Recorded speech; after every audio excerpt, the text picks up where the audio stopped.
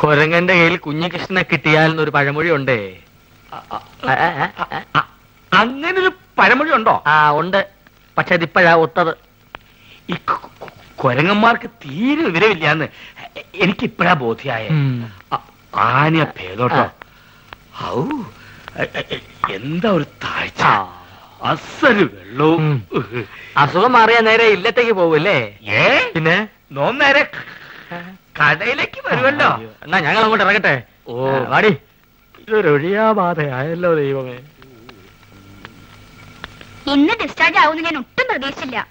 കുഞ്ഞേഷിന് ആശുപത്രിയിലായത് കാരണം പാവ സുമതി ചായക്കടയിൽ കഷ്ടപ്പെടുകയാവും.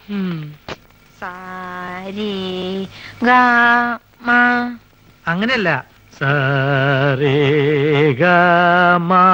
അങ്ങനെ പാട്.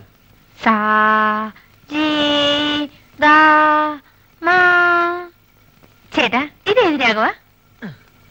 മോള് പാടിയ രാഗത്തിന്റെ പേര് എരുമരാഗം എന്ന് പറയും. അങ്ങനെയല്ല,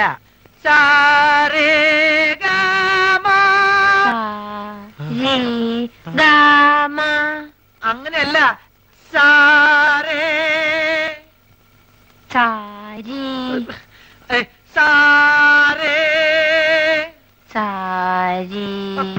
എന്നെ ശ്രദ്ധിക്കൂ, ഇനി തെറ്റിക്കരുത്. ഇത് അവസാനത്തെയാ.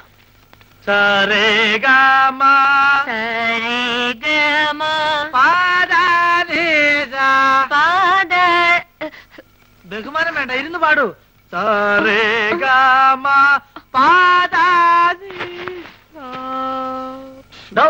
തനിക്ക് പാട്ടേച്ചിരി നടത്താനുള്ള സ്ഥലം അറിയാം. താൻ മിച്ചം തിന്ന് ഇവിടെ കയറി ഇറങ്ങിയത് ഇതിനായിരുന്നല്ലേ? നീ കൂടെ അറിഞ്ഞോണ്ടായിരുന്നു.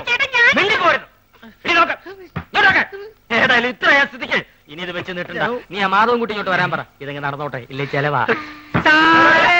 കാര്യൊക്കെ പിന്നെ.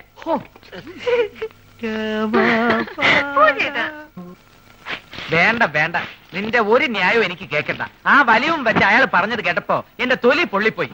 നിന്റെ കല്യാണക്കാര്യം നാട്ടുകാർ പറഞ്ഞല്ല ഞാൻ അറിയേണ്ടത്. നിനക്ക് അങ്ങനെ ഒരു ആഗ്രഹം വന്നാൽ ആദ്യം എന്റെ അടുത്തല്ലേ പറയേണ്ടത്? അപ്പൊ സമ്മതിച്ചില്ലെങ്കിലോ? ഇപ്പഴും സമ്മതിച്ചിട്ടൊന്നുമില്ല. സമ്മതിച്ചില്ലെങ്കിൽ ഞാൻ അവളെ കെട്ടില്ല. ഒറ്റ വീക്ക് വെച്ചെന്നാലുണ്ടല്ലോ. പിന്നെ എന്തിനാ അവളെ മോഹിപ്പിച്ചത്? അപ്പൊ സമ്മതിച്ചോ? ഇവന്റെ കാര്യം. ആശാൻ പേടിക്കണ്ട, ആശാന്റെ കഴിഞ്ഞിട്ട് കേട്ടോളൂ ഞാൻ പറഞ്ഞിട്ടുണ്ട്.